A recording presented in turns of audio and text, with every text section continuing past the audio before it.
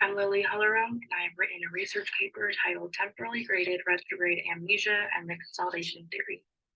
So here is an overview of what I'll be talking about. I'll talk about memory and the two theories that are really important in this research, which is Joseph's law of forgetting and Rubin's law, which will lead into amnesia, specifically retrograde amnesia and temporally graded retrograde amnesia, which will go into the consolidation theory, which is the foundation for temporally graded retrograde amnesia, and then questions that theories should answer to be reliable, and then finish up with the brain structures that are really important, which are medial temporal lobe, hippocampus, and neocortex. Memory is the process of retaining and recalling information, and it includes three steps: encoding, storing, and retrieving. Encoding is a step where the brain perceives and learns new information. Individuals try to understand the things that they observe throughout the day so they can put this into their memory. Retrieval is the process of consciously remembering stored information. According to Tolman et al., this is the most important step because people would not be able to recall their memories. Retrieval requires for encoding and storage to have taken place prior and to be done effectively. Storage is the other step in the memory process that takes place before retrieval. Storage is the process of keeping memories as memory traces located somewhere in the brain. Memory traces can be stored in various brain structures, but it's important to know that memory traces are always changing and moving as new information is being stored. For memories to be stored effectively, consolidation of memories must be taken place. Consolidation is the process that transfers memory from the hippocampus into the neocortex for long-term storage. There are three main types of memory: sensory, short-term, and long-term memory. Sensory memory is the ability to briefly retain information as perceived throughout our five senses: hear, see, smell, taste, and touch. Short-term memory is a process of storing memories in the brain for a short amount of time, which is usually 15 to 30 seconds long. Long-term memory is the process of storing information for a lifetime and can store an unlimited amount of information. Long-term memory can be further categorized into declarative and non-declarative memory. Declarative memory is episodic and semantic memory. For the sake of this research paper, I have studied episodic memory specifically. Episodic memory is information that is unique to an individual's experiences that are also information about the time and place of an event or other specific information about the event. Jose was a psychologist who studied how the consolidation of memory played a role in the rate of forgetting for healthy humans. Through research, he found two main conclusions. The first conclusion states that when comparing two memories that were stored similarly and effectively, the memory that was learned first will benefit more from repetition of it. Jose examined this conclusion with a repetition test.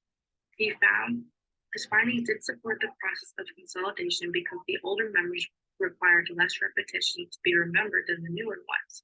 However, his study has many challenges to it that question his reliability. The first challenge is that Jose did not publish his repetition test, so when comparing the different test groups, it's impossible to know if one was easier or harder than the other one. Another challenge is that his results were not tested using statistical methods, so the data could have been insignificant with the sample size, but we wouldn't know.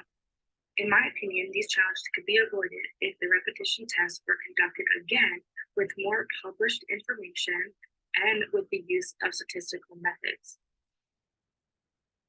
Jose had a second conclusion as well, which is more commonly known as Joseph's law of forgetting. This law is well known in the psychology field and is held at high regards with other psychologists, but it's basically unexplored. This law has been a key supporting evidence for the consolidation theory, but it lacks supporting and refuting evidence. This conclusion states that when comparing two memories that were stored in similar and effective ways, the one that was learned longer ago will be forgotten less rapidly than the memory that was learned more recently. This conclusion also found evidence for the consolidation theory with the use of repetition tests. However, the study that Jose conducted is also unreliable because he uses himself as the subject and only three others for another study. One other challenge of this conclusion is that when they were comparing two memories that were supposed to be stored at an equal strength, they were in fact not equal strength. This could mean that there were other factors that impact the rate of forgetting, and you can't rely on the consolidation theory. Both of these conclusions of Jose are strong supporters and evidence for Ribet's law.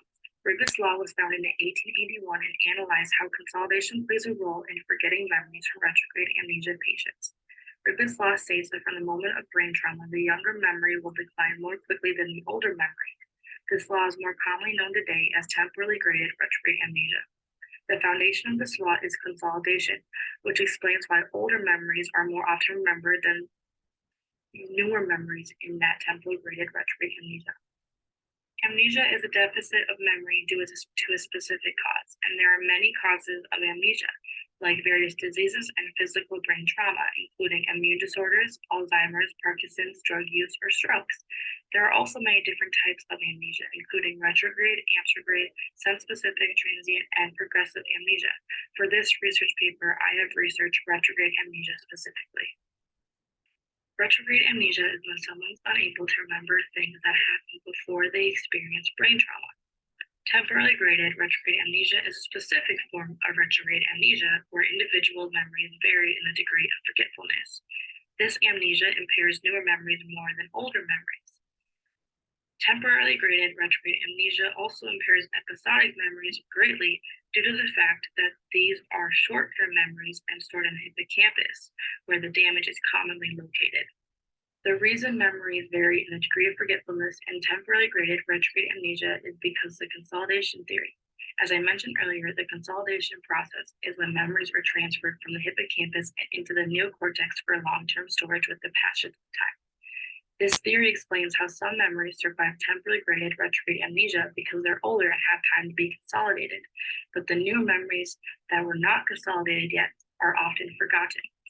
This law is the foundation for temporary graded retrograde amnesia research, and it only has one main alternative, which is the multiple trace theory. The multiple trace theory is the only theory about temporally graded retrograde amnesia that does not have consolidation in its foundation. This theory states that memories leave a memory trace when it's recalled, so temporally graded retrograde amnesia patients remember the things that had multiple traces already stored in their hippocampus. Unfortunately, this theory does not have nearly as much research on it as consolidation theory does, but as time progresses and this theory gains more data, I could imagine it becomes a stronger alternative to the consolidation theory. Since most researchers who study retrograde amnesia develop a theory about it and usually agree that consolidation is the main foundation for the gradient in the temporally graded retrograde amnesia, there are a few questions that must be answered by these theories to be reliable. According to Kopelman and Capper, the first question is whether the memory loss is due to a retrieval issue or a loss of storage issue. Since Joseph's law of forgetting is the main supporter for Ribot's law, I think both theories would agree that temporally graded retrograde amnesia is a loss of storage issue. Their main implication is that memories needed to be consolidated, and Ribot's law goes one step further and says that consolidation can help memories survive temporally graded retrograde amnesia. Loss of storage is the issue in this form of amnesia because these memories were consolidated when they are stored in the neocortex, and those ones are remembered. However, the new memories that are not yet stored and not yet consolidated into the neocortex are forgotten, so they are lost in storage. The second question that needs to be answered in theories to be reliable is about brain structures and how they interact with one another. There are three main brain structures that are important for the memory process and for the consolidation theory: the medial temporal lobe, the hippocampus, and the neocortex. The medial temporal lobe is made up of hippocampus, amygdala, and the parahippocampal regions. This section of the brain is crucial for declarative memory, which includes episodic memory. Zolo Morgan et al. In 1994 studied the retrograde amnesia symptoms in monkeys by experimenting with various degrees of the hippocampal damage. This research supports the fact that the medial temporal lobe is important for episodic memory storage and retrieval. However, the main challenge of the study is that the results are true for monkeys and assumed to be true for humans. The anatomy of monkey brains compared to human brains vary a lot in the size of the brain and the location of the brain structures. Unfortunately, experimental studies cannot be done on humans, so this kind of study must be done in animals and will only be assumed to be similar to humans.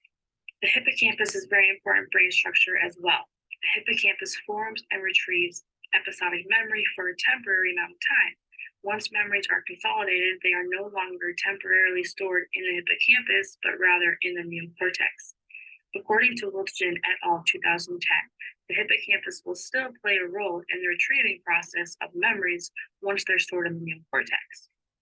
The neocortex is the other important brain structure for this research paper. The neocortex is the location where episodic memories are consolidated for long-term storage. This is where the brain plays a part in the higher cognitive functions of an individual, like cognition, sensory perception, and motor commands. However, there is one theory that addresses the neocortex in more detail than the consolidation theory, and explains how these episodic memories that are remembered during temporally graded retrograde amnesia are turned into semantic memories. This theory is called semantization. Semantization is the process of transforming episodic memories into semantic memories, and according to many different sources, I found semantic memories are the ones that survive temporally graded retrograde amnesia. However, this theory is not well known, even though it is very similar to the consolidation theory. As I was researching this theory, there is not very much evidence for it, and psychologists try to make this theory as an alternative to the consolidation theory. I think semantization should be considered a supporting evidence for the consolidation theory because they share similar findings. So to sum up, I talked about the memory process, how it's important to learn retrieving steps, how Joseph's law for getting is a supporter for Ribot's law, and then Ribot's law is what commonly known as temporally graded retrograde amnesia, which led into the overall system of retrograde amnesia, and the consolidation theory and how that's the foundation for explaining the temporal gradient.